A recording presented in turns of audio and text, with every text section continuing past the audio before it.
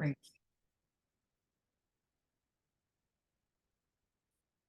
It's my honor to introduce our speaker today. Welcome, Pam. Pam is a lifelong resident of Manitoba. She's a mom of 3 adult children.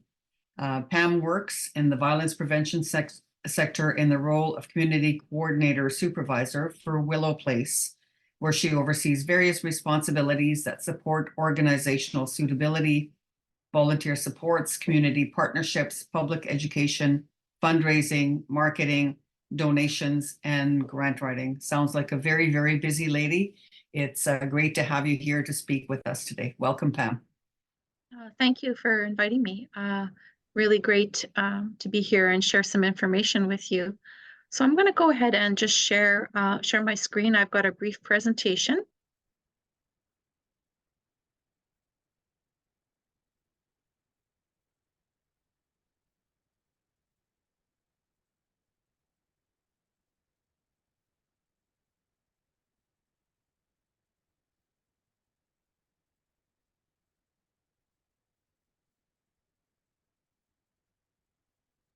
We can see it, Pam. Okay, great. So are you seeing the land acknowledgement now? The next slide? Good, okay. So just mirroring your acknowledgement of our Treaty 1 territory land acknowledgement, traditional lands of the Anishinaabe, Innu, Oji-Cree, Dene, and Dakota peoples, the birthplace of the Métis Nation and the heart of the Métis Nation homeland. So we're a registered Canadian charity. We operate 24-hour crisis and emergency shelter program. We are one of 14 violence prevention shelters in Manitoba, and we're the largest and most utilized of these programs in the province. And we're actually one of the largest programs of our kind in Canada, reflecting what Nancy shared about the high rates of family violence in Manitoba. On a per capita basis, we're often in the top 1, 2, or 3 in Canada and have been for decades. Our mission is to support Manitobans in nurturing healthy relationships in a safe space. We received some core funding from what was formerly called the Family Violence Prevention Program, and they still have that name up on the Manitoba website, province of Manitoba, but it now falls under an area called WAGE, Women and Gender Equality. It sounds like it's about wages, but it is about equality. And we're grateful for that funding. However, it's not 100% funding, and we do get some per diem funding for shelter program participants through Employment and Income Assistance, or EIA, but that has not increased since the 1980s, believe it or not, and it's less than $30 a day per person staying with us, whereas our costs are edging up towards $200 a day. And that's why grants and fundraising, both monetary and in-kind donations, are really important to sustaining our work. Just sharing this image about that, about food security and that funding from EIA for shelter participants. Of that $28 and change that we receive for each person sheltering with us, $4 of that is allocated for food. So we do rely upon food banks to help stretch our food budget. And we're seeing increasing use of our crisis supports, including the Violence Prevention Shelter Program. So we also provide counseling for women, children's services, and men's services. Although the majority of family violence victims in Canada, in Manitoba, and globally are women and girls, it doesn't mean that males don't also experience family violence. So there are supports for men. We do the intake and we provide outreach counseling for men, but the shelter is provided at a different location through partnered work in the community. What does our shelter utilization look like? It's about 1,000 women and children in a typical year. Last year it was over 1,100 people. The crisis line averages about 6,500 calls, and people might be calling for support, referral services, or to access shelter. Average stay with us is usually less than 2 weeks, but there's kind of no defined use. It might be several weeks and can be extended or renewed after a period of 60 days. In the past fiscal year, we counted over 13,500 stays, and that's an increase of over 30%. So we're seeing a big spike in people seeking support. There's a little hope in that, and that maybe more people are coming forward and are aware of supports. Very important to note that all of our supports are voluntary, they are no cost, and they're confidential. So, because some of those aspects can be barriers to people seeking support. So what is abuse? Abuse is typically defined as any form of mistreatment or neglect, and abuse and violence, those terms might be used interchangeably. Typically it's characterized by an imbalance of power and control, or power and coercive controls. So the abuser or abusers are trying to control the person or persons to do what they want.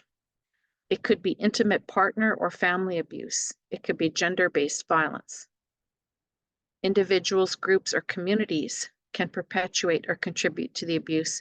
So there can be more than one victim, and there can be more than one abuser. We see all kinds of different scenarios within violence prevention. Violence also takes many forms. Most people will recognize physical abuse. There's also verbal abuse, sexual abuse, things like isolation and controlling. Economic financial abuse is a real significant factor. It's commonly seen. And quite often, folks that we're supporting will be experiencing more than one kind of violence at the same time. About 81% of family violence incidents reported to police in Canada involve female victims. And here in Winnipeg, the majority of service calls to Winnipeg Police Services are for incidents of family violence. And they are actually receiving over 15,000 calls a year, 15,000 to 17,000. So it's a real high volume.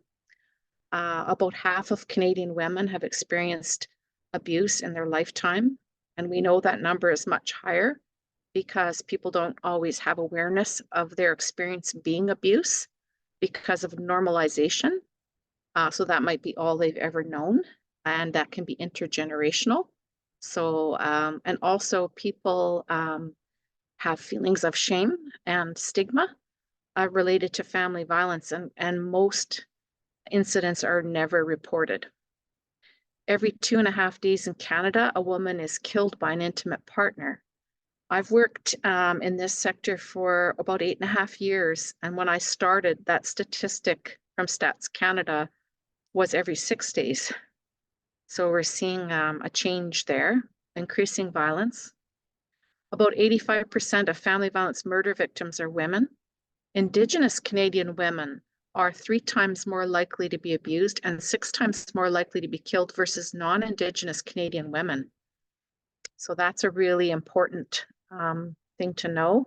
And also the majority of those that we are helping at Willow Place, although we're not an Indigenous cultural organization, majority of those we serve are Indigenous women and children. It's about 65 to 85% of those that we support. This despite them being a minority population in Canada, less than 6% of the population. Canadian girls aged 15 to 19 have 12 times the risk of Canadian boys the same age of being killed by an intimate partner. So we've talked a bit about escalation. That's when the abuse gets more frequent and violent over time. Things like isolation it's very common amongst those experiencing violence. So they've been separated from any supportive contacts. Abuser or abusers tend to isolate their victims. Sharing children increases risk and vulnerability. Typically, many incidents occur before help is sought. We talked about violence and abuse being normalized and being intergenerational. Victims will often attempt to reconcile many times before finally making a break from the violent relationship or situation. Leaving the abuser is the most dangerous time for victims. Dysfunctional coping mechanisms may be used, and this could be things like substance use.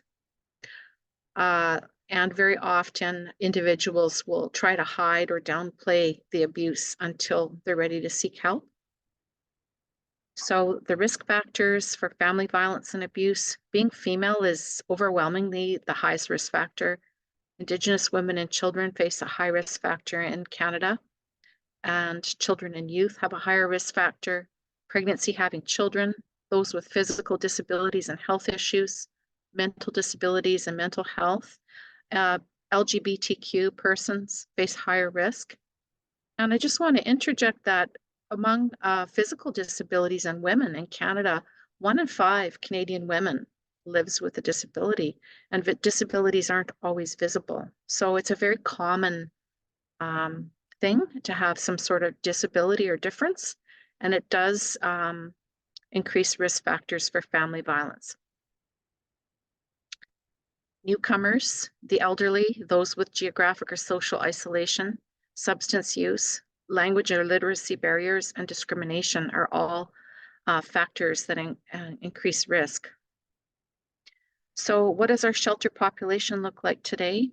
Many are aware of physical abuse, but don't recognize other forms of violence. They'll have feelings of shame and stigmatization regardless of their understanding. Higher numbers of single women, larger families, younger moms, majority Indigenous, a population of newcomer women and children that mirrors the general population in Canada. Most are low income, impoverished, lower education and literacy. They may have multiple risk factors and or co-occurring disorders. The common denominator for all who seek our support, they've typically exhausted all other means of help. So if our free 24-hour service was not available, it could be quite disastrous because incidents of family violence can be life-threatening for those experiencing them.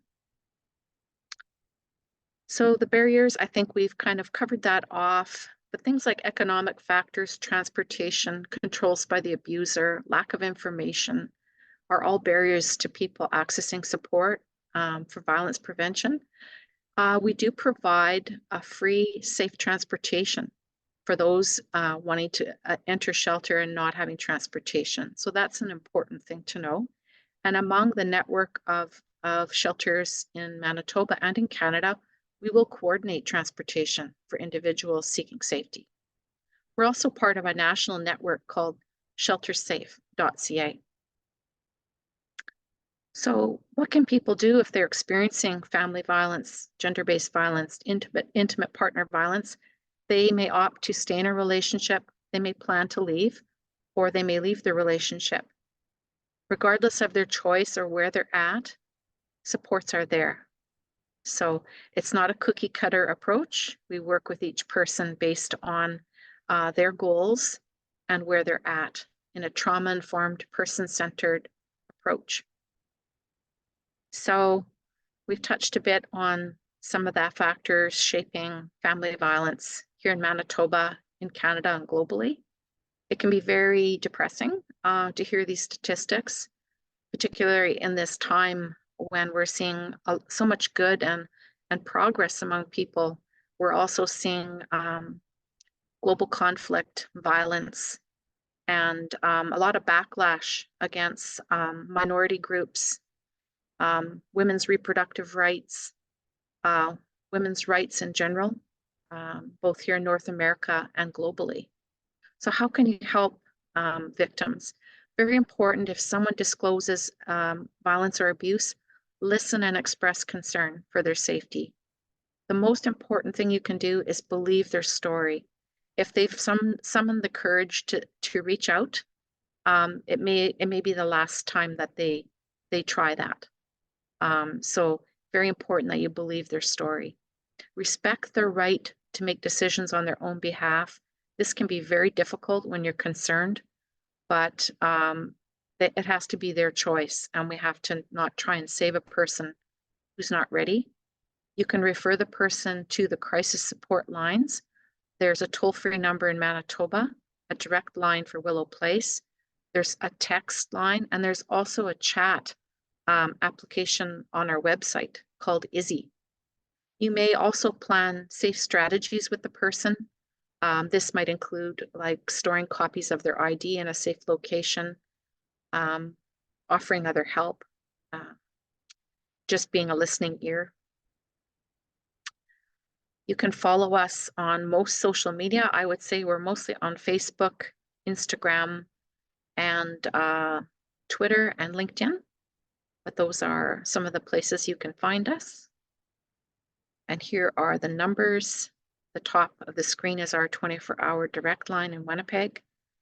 The middle number, the toll-free number, directs the caller to the closest resources in Manitoba. So if you're in Winnipeg and you call the toll-free number, Willow Place will be one of your choices. And the bottom is the provincial text support line, which Willow Place fields all of the text coming in there for the province of Manitoba. And this is just a screenshot of our website homepage. And if you look down in the bottom right corner, I'm sorry if it's quite small, there's a purple and white box. And when people click on that, that initiates the chat. So whether they're texting, chatting, or calling one of the crisis support lines, it all comes into a single interface where crisis support staff deal with the queue of those seeking support. I'd just like to share this quote from Leo Buscaglia, who was an educator and sometimes is called Dr. Love. He cared deeply about people because this kind of work and this kind of discussion can be really heavy. And Leo Buscaglia shared that too often we underestimate the power of a touch, a kind word, a listening ear, an honest compliment, or the smallest act of caring, all of which have the potential to turn a life around. And I love this quote because I think sometimes people want to help and there's so much need, but they feel that they can't meet the need, so they kind of give up. But I'm a firm believer, and my organization is a firm believer in the collective good. So the small positive choices and actions, including acts of sharing that we can do, all have that collective impact for good. And so I share this quote in hopes of encouraging that positive action. And so if you have time available, I'm happy to answer any questions. Yes, we do. But Phyllis, do you want to stop the recording?